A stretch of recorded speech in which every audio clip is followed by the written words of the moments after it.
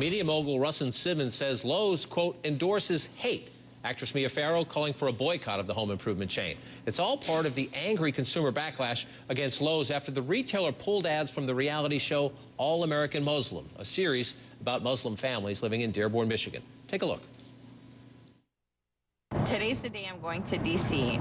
I hope they don't annoy me and have to do a random screening. I was on a flight to D.C. and it had a woman sitting behind me say, "See that veiled woman?" I'm very uncomfortable. So I turned around, I told her, I said, "Then you get your ass off the plane because I have a meeting to get to educate people like you." Now, Lowe's pulled the advertising after groups, including the Florida Family Association, complained, calling the show propaganda. David Caton is the executive director of the Florida Family Association. He joins me now. Mr. Caton, I want to read a bit from the letter your organization wrote complaining about this.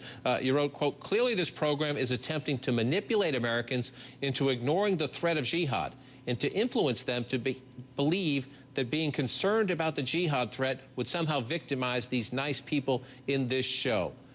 What evidence do you have that this particular show is trying to manipulate people or trying to somehow get us all to turn away from jihad?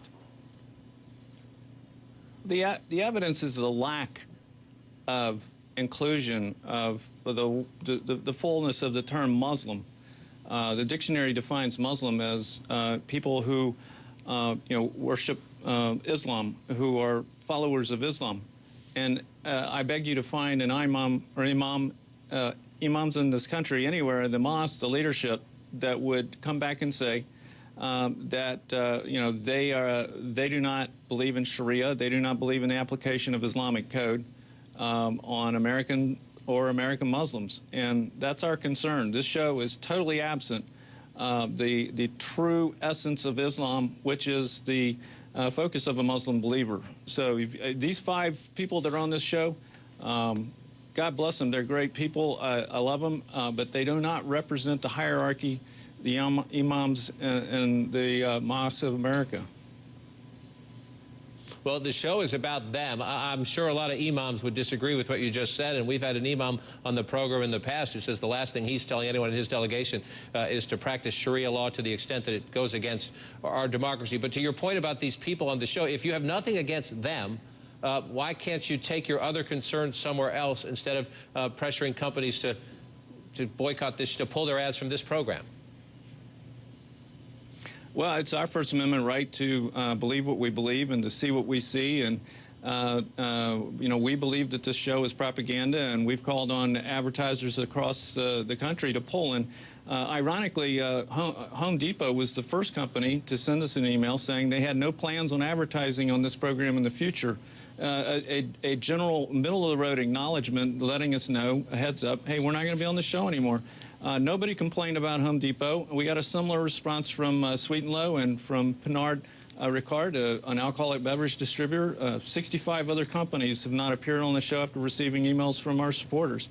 So, I see this attack on Lowe's, and I see the senator's desire to violate the U.S. Constitution, First Amendment by, writing something that violates the Establishment Clause, that we shall not, Congress shall make no law respecting an establishment of religion or the free exercise thereof, to be partial to this particular situation and to go beyond that, and as a public official to call on a boycott of one company that when there were 65 companies that quietly and silently went somewhere else. This whole thing is blown up. It's a distortion, and people are unfairly targeting Lowe's in this particular situation.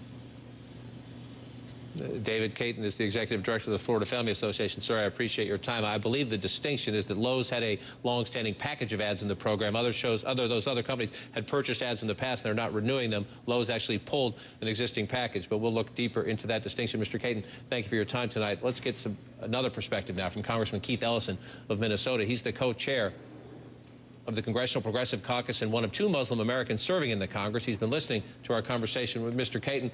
Congressman Ellison, does he have a point? No, he doesn't have a point. As a matter of fact, he's displayed a startling lack of information about Islam. I mean, I'm a Muslim, and I can tell him that the people who are on that show are typical.